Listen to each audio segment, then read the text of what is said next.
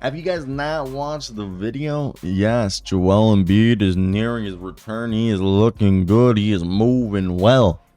Dang, he's looked good. I got this going like big, but here, let's go.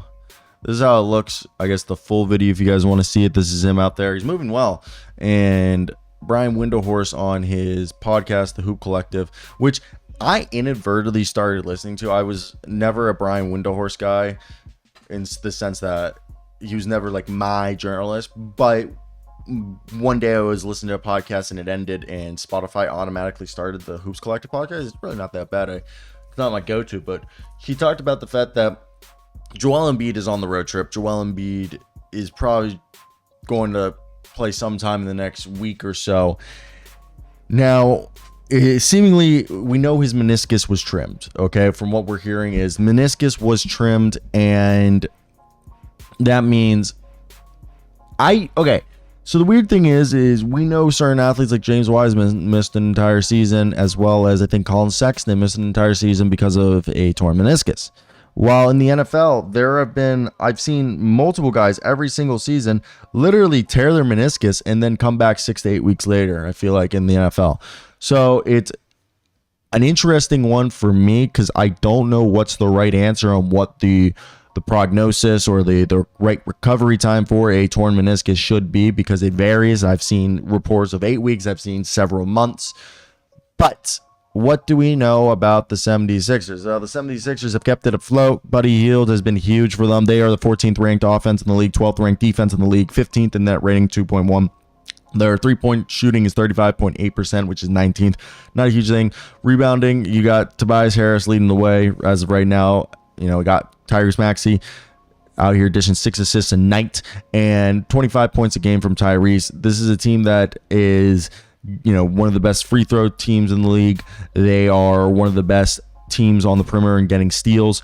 They're blocking, top 10 in blocks, and they don't really turn the ball over, which is pretty crazy to think about. But they are terrible at fouls. They're like the 4th worst team in fouling per game, and their field goal percentage at 46%. They're not the most efficient team in terms of shooting. They put up, they don't put up enough shots, but they don't hit it. So and again, obviously this is without Joel, but with Joel, they have 35 points per game score with Tobias Harris and Tyrese Maxey. Between just Maxey and Joel, that is 60 points, 77 you throw in Tobias Harris. Then you got 15 a night from Kelly Oubre, and Buddy Hield out here he's fallen back down to earth in the facilitating. They've told him you don't need to facilitate as much, but he's still facilitating a bunch. He's a guy who's out here averaging just under 4 assists a game and putting up 13 points and shooting like crazy, 7 threes at 38%. Then you got 11.5 points from DeAnthony Milton, who's also facilitating a little bit. Cam Payne's actually looked pretty solid for them in the minutes, as well as Kyle Lowry continues to do his thing, 4.5 assists, just under 9 points, a few rebounds a game. And then you have Paul Reed and Pat Bev was a huge guy for them, but Paul Reed now there, Kyle Lowry and Cam Payne, huge for them. With them getting rid of Pat Bev, I think they lost some of that defense, but we're seeing guys like Ricky Council, as well as I know for them, Nick Batum has been someone that over the last few games we've been seeing, kind of like a defensive maestro for them. So I think that one's definitely an interesting one, as well as KJ Martin. He's done well in some of his games recently. Again, it's not consistent playing time, but the team's very deep. So I'm excited to see Joel Embiid come back, and that's where I want to hear your guys' thoughts in the comment section down below. What do you guys think of the Philadelphia 76ers? And if Joel Embiid's coming back, I mean, this team's done a good job. They are currently 8th in the East, and if I'm in the East, and if this team, which they are, listen to how many games behind the 6th seed they currently are. All right, they are currently 2.5 games behind the 6th seed.